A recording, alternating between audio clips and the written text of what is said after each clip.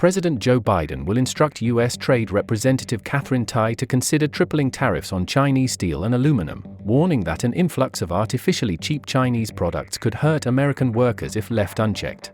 Biden is to make the announcement Wednesday, speaking at the headquarters of United Steelworkers in Pittsburgh, officials said.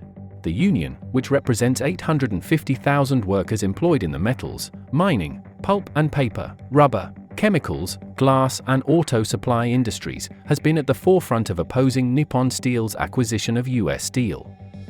The president will reiterate his position that U.S. Steel has been an iconic American steel company for more than a century, and that it is vital for it to remain domestically owned and operated. Speaking to reporters on Tuesday, Biden's national economic advisor Lael Brainerd said that the administration is bracing for China to begin flooding the global market with excess products, as its lackluster domestic market cannot absorb everything that is being made.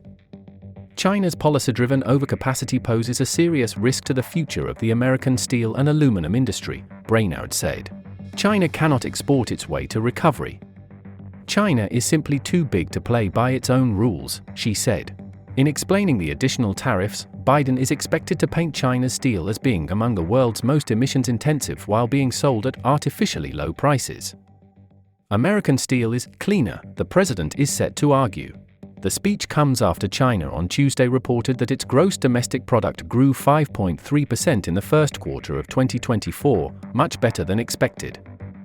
In recent weeks, high-profile visitors to China including U.S. Treasury Secretary Janet Yellen and German Chancellor Olaf Scholz have pressed the issue of industrial overcapacity, especially when it comes to green products like electric cars and solar panels.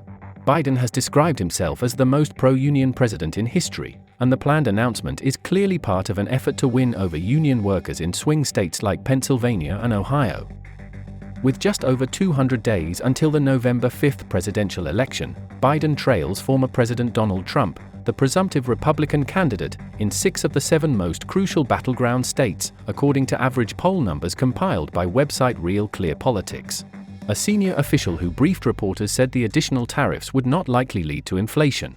Imports of steel from China only account for about 0.6% of total U.S. steel demand, the official said. It's quite small, and we see no inflationary pass-through, but it is important for us to get ahead of China's new export surge. The current average tariff on steel and aluminum is 7.5% under Section 301 of the Trade Act of 1974, a statute aimed at combating trade partners' unfair practices.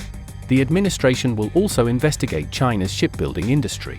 At a House Ways and Means Committee hearing on Tuesday, USTR Tai testified that she is closely reviewing a Section 301 petition submitted from 5 national labor unions regarding China's acts, policies, and practices in the critical maritime, logistics and shipbuilding sector.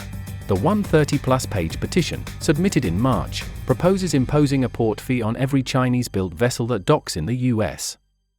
That fee could be set at $1 million per 20,000 TEU, 20-foot equivalent unit, cargo ship, the petition suggested.